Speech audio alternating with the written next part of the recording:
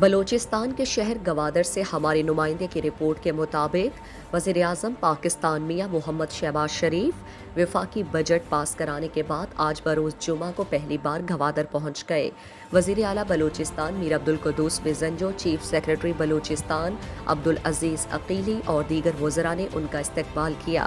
وزیر اعظم کے استقبال کے موقع پر صوبائی secretaries, I G police Balochistan, commissioner Makran Shabbir Ahmed Mengal, D C Gwadar captain Jamil Baloch اور دیگر افسران موجود تھے۔ وفاقی وزیر منصوبہ بندی احسن اقبال اور دیگر وزراء اور سینیٹرز ان کے ہمراہ ہیں۔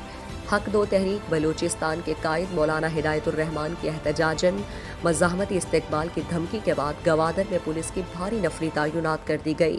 گدروشیا پوائنٹ کو ذرائع نے بتایا کہ ڈی آئی جی پولیس نے تربت، پنجگور سمیت مکران ڈویژن سے پولیس اہلکاروں کو گوادر طلب کر لیا ہے۔ وزیر اعظم شہباز شریف کی دورہ گوادر کے موقع پر گوادر میں سیکیورٹی کی غیر معمولی صورتحال ہے۔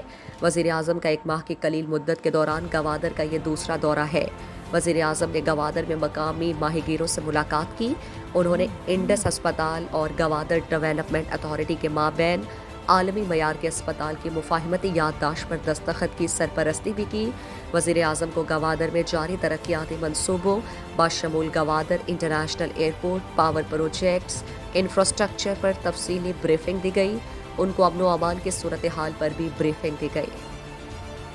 مزید دلچسپ معلومات اور خبروں سے آگاہ ہونے کے لیے Gedrosia point Facebook page, Instagram, Twitter کو فالو اور یوٹیوب چینل کو سبسکرائب کریں۔